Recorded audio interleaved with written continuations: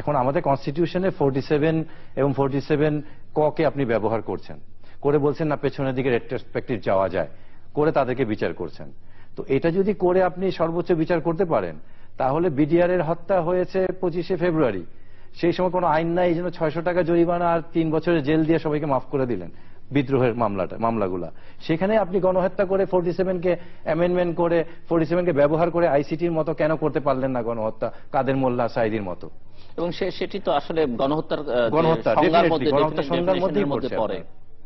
Definitely আপনার 48 সনের গণহত্যার 2B-তে তো একান্তই বলা হচ্ছে যদি হত্যাও না করেন, আপনি যদি একটা বিশেষ গোষ্ঠীকে যদি মানসিক কিংবা শারীরিকভাবে আঘাতও করেন, সেটাও জেনোসাইড, গণহত্যা হবে। আমি সেই দিকে যাচ্ছি না, আমি প্রথম এটা যাচ্ছি। দ্বিতীয়টা যেটা আপনি খুব ভালোভাবেই ধরেছেন, যে বলেছে যে আসলে যারা মূল অপরাধী 195 জন কিংবা হোয়াট এভার পাকিস্তানি সোলজাররা, যে তাদেরকে ছেড়ে দিয়ে আপনি অবজারভারি ফোর্স হিসেবে যারা সহযোগী তাদের বিচার করতে পারেন কিনা। খুব সাধারণ আইনের বিশ্লেষণ হচ্ছে, ধরেন আমি এখানে আমরা একটা ক্রাইম করলাম, একটা হত্যা করলাম, করে এখন এই লাশটাকে আমি কি করব, আমি গাড়িতে করে নিয়ে আমার ড্রাইভার সহ এবং আপনার লোকজন সহ এটা বুড়িগঙ্গায় ফেলে দিলাম। এখন বিচার হচ্ছে, তাদের ফাঁসি হয়ে গেল, আমাদের কিছুই হলো না।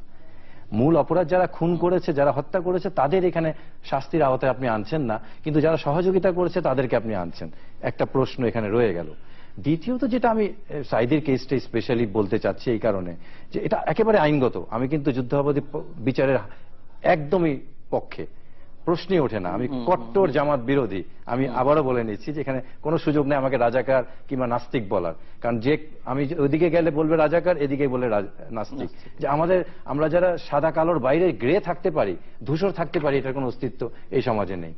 সাইদির মামলাটায় 20টা অভিযোগ তাকে করা হয়েছে, চার্জ। তার মধ্যে 12টায় কিন্তু তাকে খালাস করা হয়েছে, অভিযোগ প্রমাণিত হয়নি। 8টার মধ্যে মাত্র 2টাতে তাকে মৃত্যুদণ্ড দেওয়া হয়েছে। এই 2টা কেস কি? 2টা কেসের একটা হচ্ছে ইব্রাহিম কুট্টির মামলা।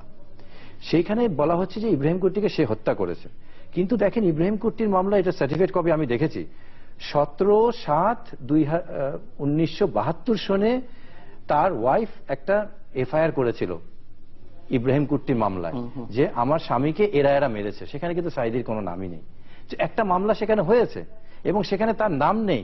আবার সেই মামলায় আপনি এত বছর পর, এটা ডাবল জিপার্ডি হচ্ছে। এক অপরাধে একটা বিচার তো হয়েছে, একটা আইনগত, এটা অ্যাপিলেট ডিভিশনে ডেফিনেটলি আসবে।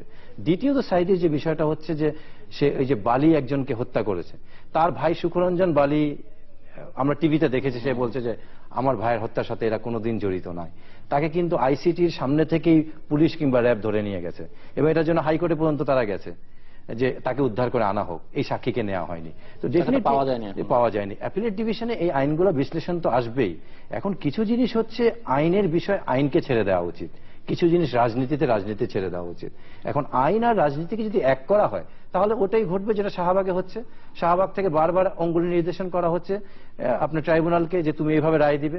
আমাদের পার্লামেন্ট থেকে প্রাইম মিনিস্টার পর্যন্ত বলছেন যে এভাবে হলে ভালো হয়।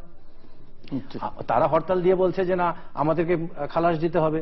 তো বিচার ব্যবস্থাকে যদি আমরা এইভাবে অঙ্গুল নির্দেশনা করে যদি কণ্ঠ রোধ করে ফেলি, তো বিচার বিভাগের একটা বড় ধরনের কিন্তু সাফোকেশন হয়ে যাবে, এবং এতে কিন্তু নিঃশ্বাস বন্ধ হয়ে মৃত্যু হওয়ার মতো একটা আশঙ্কা হবে। আমরা মানে এজ এ লয়ার উনি পার্সপেক্টিভ গুলো বলছেন। এখানে 47A-তে যে আপনি বোধহয় রেট্রোস্পেক্টিভ ইফেক্টের কথা বলছেন, খেয়াল করেন মাত্র আইসিসি